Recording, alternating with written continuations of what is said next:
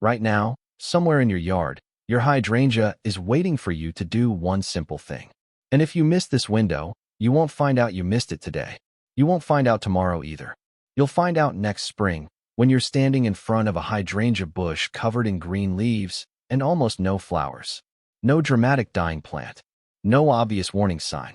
Just quiet disappointment, months later, when it's too late to fix it. Here's the strange part. This isn't about watering more, or buying a special fertilizer, or having a green thumb. It's about timing. A few weeks, sometimes even a few days, decide whether next year's hydrangea is going to be full and blooming or bare and leafy. And most gardeners never even know this window existed until they've already missed it. So in this video, I'm going to show you exactly what your hydrangea is waiting for right now, why the timing matters so much more than people realize, and the simple visual sign that tells you it's time to act.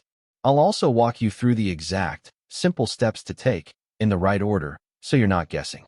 By the end of this video, you won't need to memorize a complicated gardening calendar or stress about getting it perfect. You'll just know what to look for and what to do when you see it. That's the whole point of stress-free gardening. Not more work, just the right work at the right time. If you've ever looked at your hydrangea and thought, it looks healthy, so I'll just leave it alone, you're not doing anything wrong by instinct. That's actually a reasonable thing to think. Most of us were taught that healthy green leaves mean a healthy plant. And for a lot of plants, that's true. But hydrangeas play by slightly different rules, and nobody really explains those rules clearly. Here at Stress-Free Garden Living, we're not about turning you into a master horticulturist who obsesses over every leaf. We're about giving you the 2 or 3 things that actually matter, so the rest of your garden can basically take care of itself. Less guesswork, less second-guessing, just simple, well-timed actions that make a real difference. Later in this video, I'm going to show you one small mistake that even experienced gardeners make with hydrangeas, one that looks like good garden hygiene, but can actually wipe out an entire year of blooms without you realizing it happened. If you've ever tidied up your hydrangea in late summer or fall because it looked messy, you're going to want to stick around for that part. Point 1. The task your hydrangea is actually waiting for. Let's get straight to it, because this is the center of everything in this video. Your hydrangea, right after it finishes blooming, is waiting for one specific thing from you: pruning at the right time and in the right way. Now, I know pruning doesn't sound like the most exciting topic, but stay with me, because this single action is the difference between a hydrangea that explodes with blooms next year and one that grows plenty of leaves but very few flowers. Here's the benefit in plain terms. When you prune at the correct time, shortly after the blooms fade, you're helping the plant redirect its energy into forming strong new buds while it still has the whole rest of the growing season to develop them. Done at the right moment, this single task sets up a fuller, healthier bloom next year with very little extra effort on your part. So why does this work?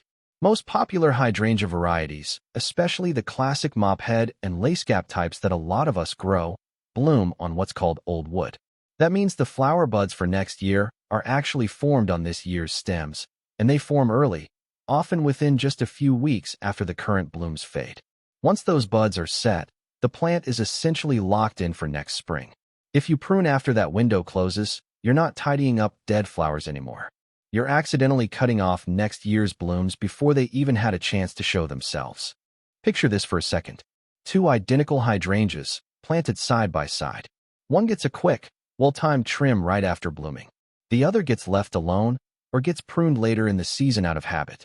Next spring, one of those bushes is going to be covered in full, rounded blooms. The other is going to look thin, sparse, mostly green, with just a handful of flowers scattered around. Same plant, same soil, same sunlight. The only difference is timing.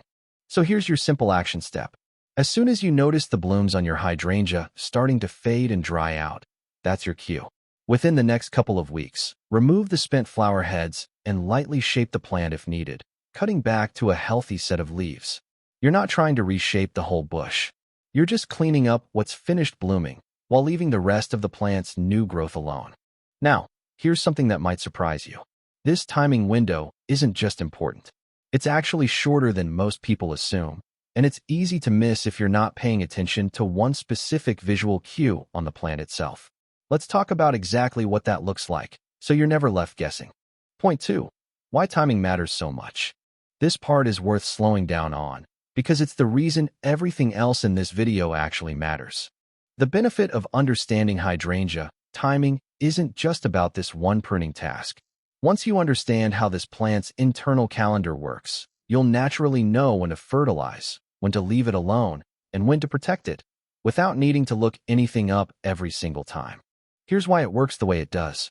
Think of your hydrangea as working on two calendars at once. There's the calendar you can see, the one where flowers bloom, fade, and drop off. And there's a second, invisible calendar happening underneath, where the plant is already forming the buds for next year's flowers. That second calendar starts moving almost immediately after blooming ends.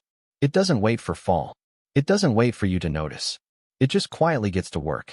This is why so many gardeners get caught off guard. They're looking at the visible calendar, the one with flowers, and they assume they have plenty of time. Meanwhile, the invisible calendar is already deciding next year's bloom count, often before summer is even over.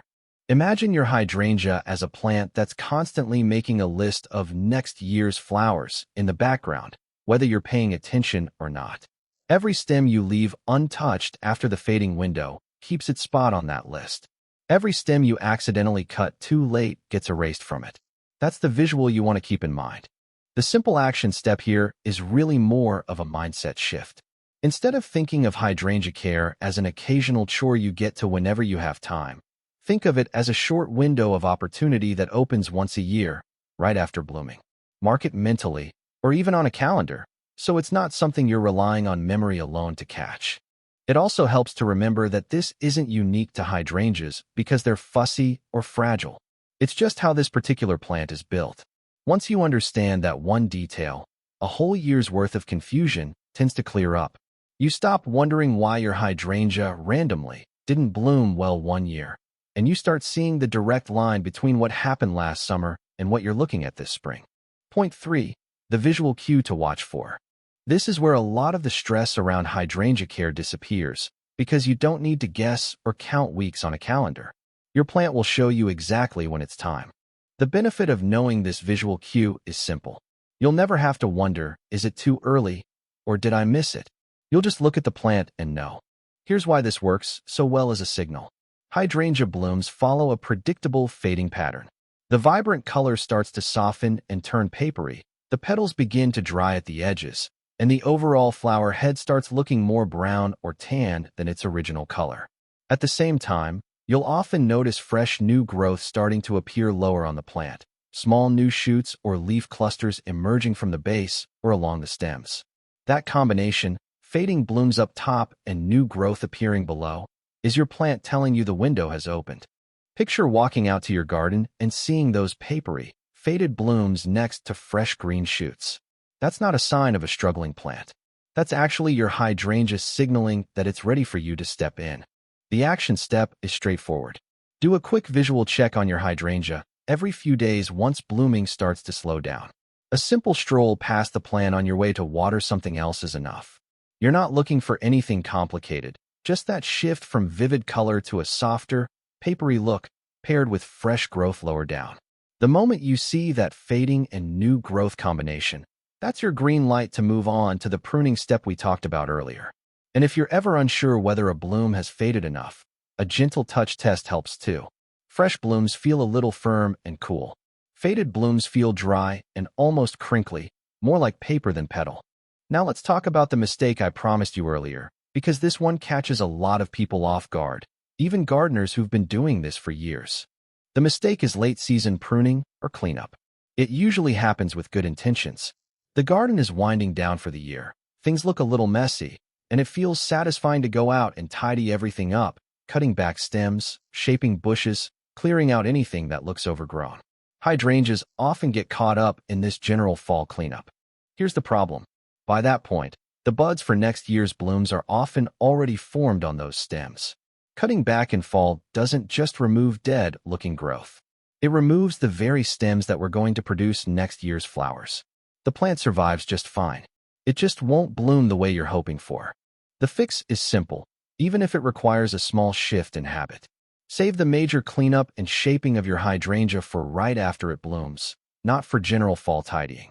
If you want to remove truly dead or damaged stems in late season, that's fine, but avoid broad pruning or reshaping once you're past that early post-bloom window.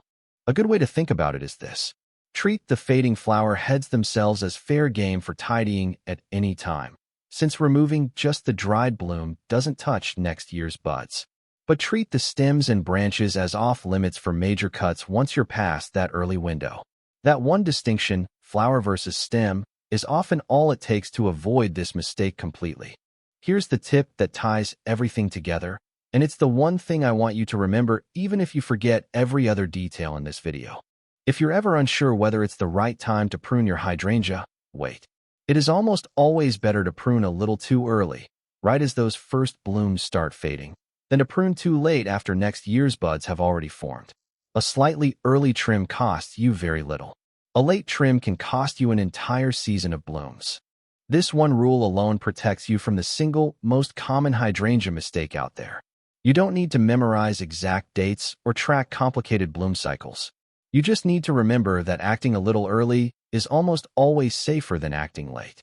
Let that idea guide you, and you'll naturally fall into the right rhythm with this plant, year after year, without stress and without second-guessing yourself. So let's bring this all together. Your hydrangea isn't asking for constant attention or complicated care routines. It's asking for one well-timed action, right after it blooms, based on a simple visual cue you now know how to spot. That's it. That's the entire secret behind fuller, healthier blooms next year. This is exactly what stress-free gardening looks like in practice. It's not about doing more. It's about knowing the few things that truly matter and doing those at the right moment. When you understand what your plants are actually waiting for, gardening stops feeling like guesswork and starts feeling like a rhythm you can trust. If this video helped you understand your hydrangea a little better, do me a favor and subscribe to Stress-Free Garden Living. Every week, we break down simple, low-effort tips like this one, the kind that help your garden thrive without turning your life into a full-time gardening job. More blooms, healthier plants, and a lot less second-guessing. That's the goal here. Before you go, I'd love to know two things from you in the comments. First, did you know about this hydrangea timing window before watching this video? Or is this new information for you?